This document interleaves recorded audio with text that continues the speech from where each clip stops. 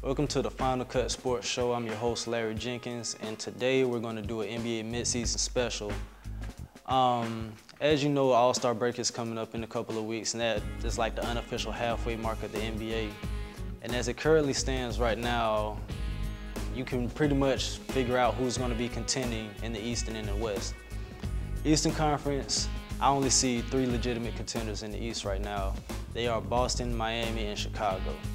When you look at what Boston has done with their team, you can see how effective they are when they are fully healthy. You have Rondo leading the league in assists. He just has the tremendous amount of talent in him. Kevin Garnett looks like he might be as healthy as he's been in recent years. Ray Allen's still shooting lights out, and Paul Pierce, the unquestioned captain of that team. When you look at the front line of what they have with Shaquille O'Neal, Jermaine O'Neal, even though they have been hurt, they just recently got Kendrick Perkins back, and he is probably the best defensive center in the NBA because he seems to be the only one that can keep Dwight Howard in check.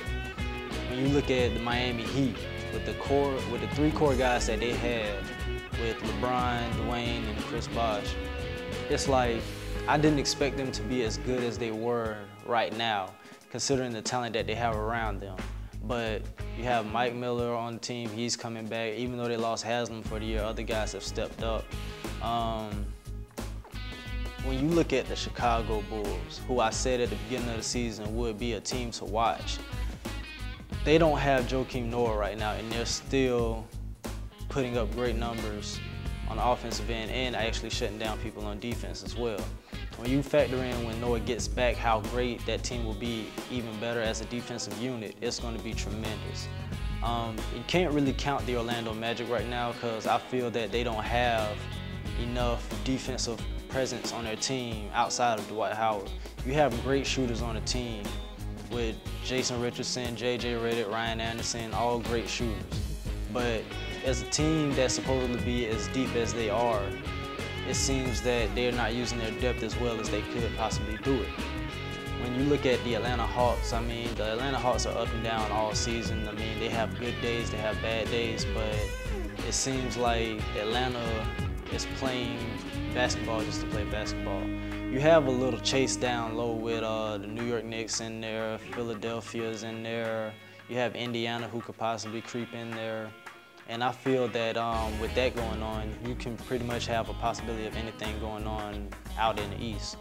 You look at the Western Conference, I called it at the beginning of the season. San Antonio Spurs would probably be the best team in the West, bar none, if they were healthy. You see that right now with Ginobili fully healthy, Tony Parker is healthy, Duncan is healthy, and he's not even playing starter minutes. Duncan is averaging like 20 minutes a game. And you see how good that team actually is. It's tremendous what they're doing. And they're also getting contributions from guys like George Hill, DeJuan Blair. Gary Neal has come on as a rookie, leading in three-point shooting, if I'm not mistaken. You look at the Los Angeles Lakers, and the thing that really irks me about the Lakers is how everybody puts so much turmoil around the Lakers organization. They expect them to be such a great team, but yet they have the second best record in the Western Conference. And it's like, how can the team be in turmoil if they have the second best record in the Western Conference? It's ridiculous how scrutinized the Lakers are just because of who they are.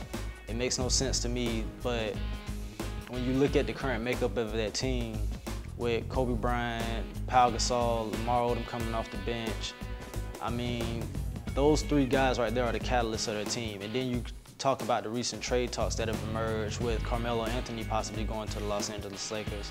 If that deal goes through, I mean, you're giving up Andrew Bynum, who has a promising career ahead of him if he stays healthy. But when you factor in, you have Gasol, Kobe Bryant, Carmelo Anthony all on the same team, I mean, that could rival anybody in the league for the next 2 or 3 years until Kobe eventually gives up. Dallas had a strong start to the season, but with Caron Butler going down with injury, it seems that their hopes of coming out of the West have somewhat diminished. Caron Butler out for the season, that puts more of a shouldering load for Dirk Nowitzki on the team, and Jason Terry coming off the bench. They're still exciting. They still have a better defense thanks to Tyson Chandler, who I feel should have been an all-star this year. But Dallas Mavericks, I could see them possibly getting to the Western Conference Finals, but I can't see them coming out of the West. When you look at the rest of the teams in the West, you have Denver, Utah, Portland, Oklahoma City. Probably the next biggest threat will probably be Oklahoma City. The only thing that will probably hold them back is their inexperience. I mean, even though they did push the Lakers to 6 games last year in the exciting series, I still think they are lacking a true big man to help down low. You look at the experience of a Tim Duncan and the size of the Los Angeles Lakers with Pau Gasol and Andrew Bynum if he stays put. I don't see how Oklahoma City can really contend with that inside presence that they present. Utah Jazz, they're an exciting team to watch, but as it stands right now, I just can't see them getting over the hump with the current team that they have. And the Denver Nuggets, I have a feeling if Carmelo is traded, they will probably fall out of playoff contention. I mean, Chauncey Billups is hurt right now. Nene, he's playing at an all-star level. He should have been an all-star as well, but it's only so many people that you could pick. And when you look at the Portland Trail Blazers, I mean, Brandon Roy, if he was healthy, it would have been a great season for them, but once again, injuries has ravaged that team.